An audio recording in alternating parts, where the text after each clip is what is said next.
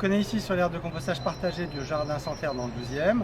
Et une aire de compostage partagée, en général, elle est composée d'un minima 3 bacs. Le premier bac, c'est un bac pour la matière sèche, le bois broyé ou les feuilles d'automne, qui est derrière moi. Ensuite, un bac d'apport, c'est ce bac qui est ici, dans lequel on va vider nos biodéchets. Et troisième bac, le bac de maturation, dans lequel on transférera la matière lorsque ce bac sera plein.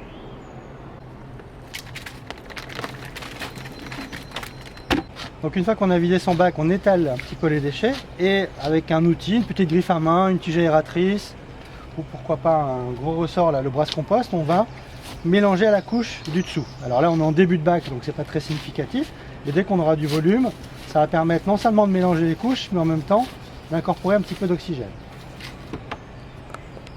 Donc j'ai vidé mon bioseau, j'ai étalé, j'ai mélangé avec la couche du dessous et maintenant, dernier point très important, je vais aller chercher de la matière sèche pour recouvrir mes biodéchets.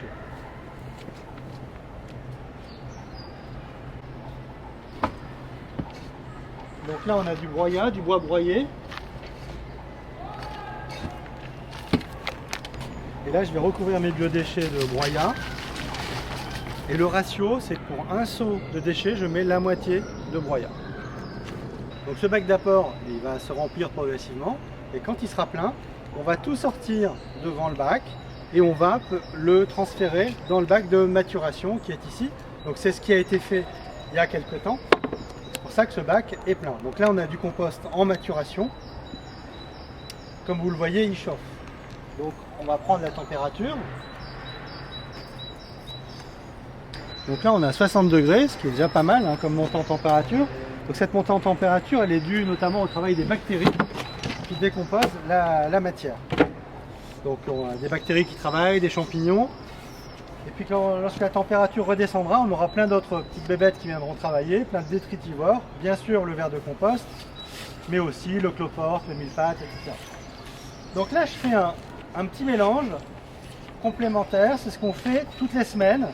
Toutes les semaines on va faire un brassage du bac d'apport. Alors là ça vient juste d'être transféré. Ça permet de décompacter la matière, de réoxygéner et d'homogénéiser le contenu du bac. Parce que l'oxygène est très important dans la réalisation d'un bon compost. Donc la fumée qu'on voit en fin de compte c'est de la vapeur d'eau, puisque vu qu'on est à 60 degrés à l'intérieur du bac, l'humidité qui reste dans les biodéchets a tendance à se vaporiser.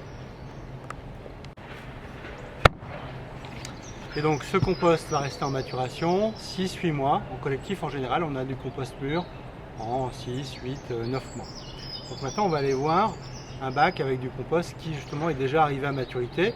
Bon, vous l'avez remarqué ici on a plus de 3 bacs qu'on installe d'habitude, puisque 3 bacs ça peut permettre d'absorber les biodéchets de 20 à 30 foyers. Ici on a 80 foyers qui compostent, donc on a 9 bacs pour permettre d'absorber cette plus grande quantité de déchets.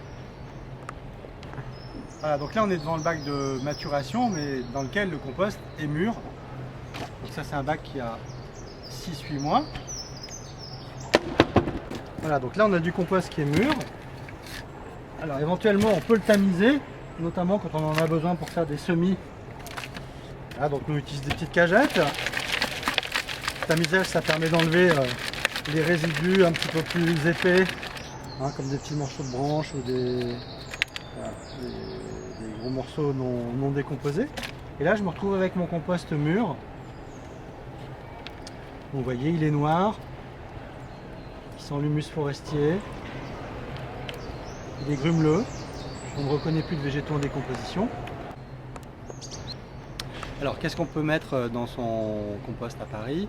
On a tout d'abord 3 exclusions, la viande et le poisson, le fromage, laitage et le pain. Ça parce que on considère que ça pourrait attirer un petit peu plus les rongeurs et générer des odeurs un petit peu plus fortes. Maintenant on va voir qu'est-ce qu'on met dans son bioseau. Alors on va pouvoir mettre tout ce qui est épluchure de fruits et légumes, donc exemple une banane. Les agrumes, contrairement à ce qu'on entend dire, se compostent très très bien. Voilà, un petit morceau de carottes, un reste d'artichaut. Tout ce qui est sachetté, marc de café avec le filtre. Le sachetté on vérifie juste qu'il puisse bien s'ouvrir, que ce n'est pas de la matière plastique. Tout ce qui est coque, coquilles, noix, noisettes, etc. c'est du bois, donc ça va faire l'équilibre et ça va se composter. Les coquilles d'œufs, on prendra le soin de les écraser à la main avant de les intégrer. Et enfin, tous les noyaux. Vous voyez, même un noyau de mangue, celui-là je l'ai récupéré dans du compost mûr. Alors, il n'est pas totalement décomposé, mais il s'ouvre complètement à la main. Donc petit à petit, il va bien se décomposer. Et puis bien sûr, les plantes de balcon qui ont fané en hiver, les bouquets de fleurs fanés. Voilà tout ce qu'on peut mettre dans son compost à Paris.